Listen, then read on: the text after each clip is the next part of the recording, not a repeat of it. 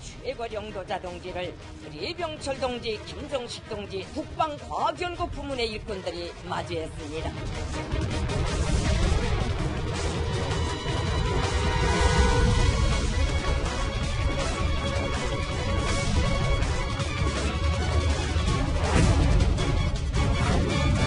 초래되는 모든 국가는 전적으로 우리 채택에 손을 든 나라들이 책임져야 할 것이며 우리는 그에 대해 모두고 단단히 계산할 것이다.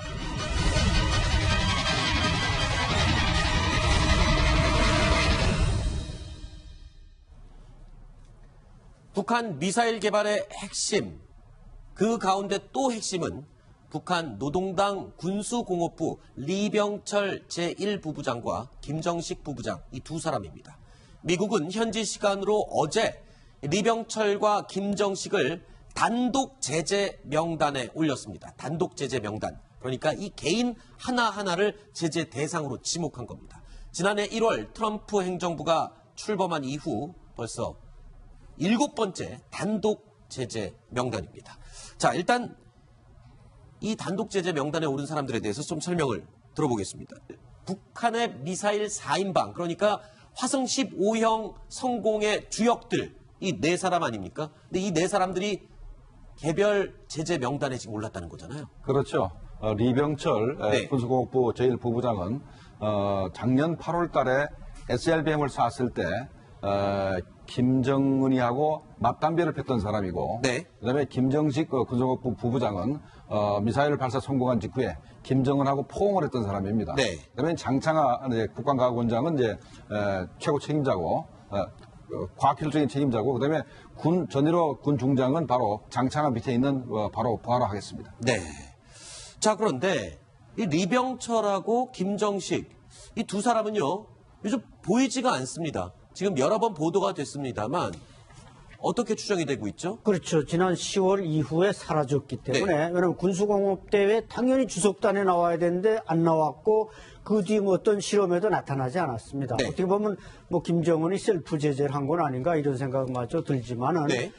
이번 군수공업대회에서 김정은 우측에 앉은 사람이 장창하가 앉았는데 상장을 달고 앉았습니다. 제가 볼 땐 이병철이나 김정식이 잘못됐다면 네. 아마 저 제1부부장 자리에 장창하가 올라온 것은 아닌가. 또 좌측에는 누가 앉아는 전일호가 앉았단 말이죠. 네. 이 두 사람이 지금 상당히 그 북한 군수공업부에서 요직에 다시 올라갔다는 네네. 얘기가 있고, 김정식으로 말할 것 같으면 저 사람이 지금 엔진 기술자로서 그야말로 사이언티스트입니다. 저 사람은 순수한 액체 연료를 고체 연료로 만들어낸 장본이고 그 팀장인데, 네. 저 사람도 사라졌다는 것은 군수공업부가 원래 이 인사이동이 아주 요동치는 부서인데, 네. 아마 이병철과 김정식이 사라지고 장창하 전일호 시대가 열리는 것은 아닌가 이렇게도 짐작이 됩니다. 네. 제가 볼 때도 뭐 그럴 가능성이 있습니다. 네. 그런데 이 사람 두 사람이 현재 제재를 했을 때 뭐라고 그랬냐면, 네. 미국에 제재하면서 고체연료 개발을 고체연료 엔진을 개발한 그 장본인이다라고 제재를 했죠. 근데 고체 연료 엔진 지금 다 완료가 안 되고 계속 실패하고 있잖아요. 그렇죠. 그래서 지금 현재 리병철과 김정식이 현재 SLBM을 개발하기 위해서 숨어 있을 수 있어요. 국경 사명을 개발하기 위해서 매진하기 때문에 네. 이제 시간이 없어서 공식 석상에 나오지 않는다. 네, 그럴 가능성 우리가 눈여겨봐야 됩니다. 두 가지 가능성을 얘기를 해주셨습니다. 그러니까 권력 서열에 밀려서 누군가, 그러니까 지금 신형 세력에 밀려났을 수도 있고, 아니면 숨어서 지금 고체 연료 SLBM 북극성 3형을 개발 중에 있을 수도 있다. 네. 조만간 또 모습을 드러내면 그 정체가 드러나겠죠. 그런데 북한의 미사일 주역을 향한 미국의 단독 제재 명단. 자, 이렇게 제재를 하면 효과가 있어야 될 텐데 과연 효과가 있을지 미지수입니다. 바로 이 한 장의 사진이 암시하는 내용을 들어보시면 됩니다. 심정주 차장, 지금 이게 무슨 사진이죠? 미국의 정찰 위성이 지난 10월 이후에 중국 쪽에 가까운 서해 공해상에서 네. 지금 보시는 것처럼 북한 선박들이 중국의 선박에서 유류 제품들을 그 밀수로 그렇게 거래를 해서 받는 그런 장면입니다. 네. 굉장히 놀라운 사진인데 미국 정찰 위성이 사실은 하늘에서 다 보고 찍고 있었다는 얘기입니다. 네. 10월이면 9월에 유엔 안보리에서 대북 제재 결의안을 채택을 해서 유류 제품 제재를 굉장히 대폭 제한하는 그랬었죠. 것으로 그렇게 결의를 한 뒤거든요.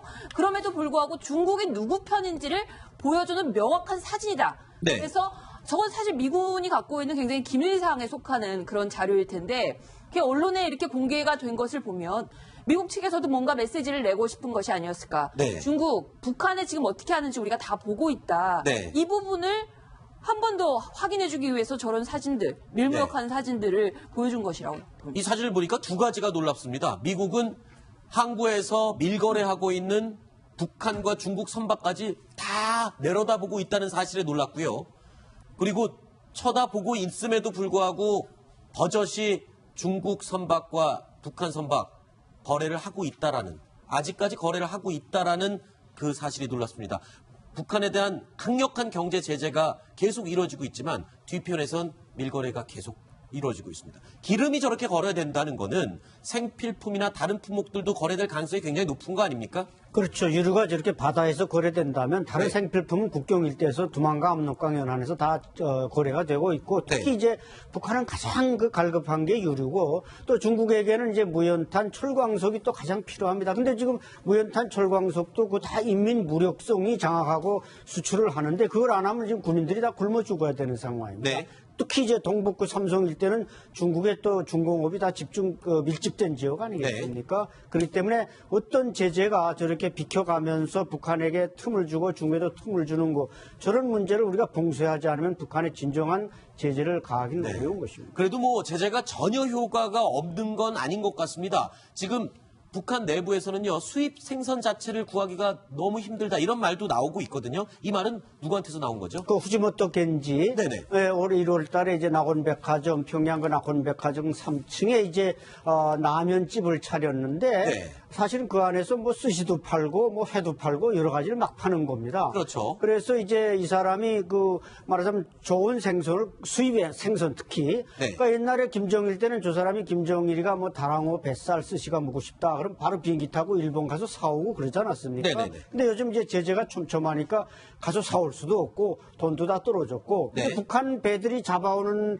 이 말하자면 그 고급 어종이라는 게 그냥 먼 바다 나가서 깊은 데서 잡아와야 되는데 가까운 데서 잡아오는데 그 속도도 느리고 하니까 네. 이 밥상에 올라오기까지 또 수송을 해안선에서 평양까지 날라오는 이 수송 도구들이 또 빈약합니다. 네. 그래서 이런 면에서 상당히 애로점이 있다고 하소연하고 있습니다. 김정일의 요리사로 유명했던 후지모토 겐지. 자, 지금 일본에 나왔었다가 다시 재입국을 해서 라면 가게를 차린 거잖아요. 그렇죠. 자, 이건 굉장히 유명세를 탔을 것 같은데 북한 내에서는 평가가 어떻습니까? 평판이. 글쎄, 뭐, 북한 자체로 뭐 노동신문에 무슨 저런 기사가 나가는 건 아니까 오히려 지방 북한 사람들 하나도 모르고 네. 평양에 이제 신흥 부자들이 가서 좀 스시나 뭐 라면을 아하. 먹어주는 문화인데 뭐 엄청 가격이 비싸고 그래서 일반 시민들은 접근하기가 어려운 상황입니다. 알겠습니다.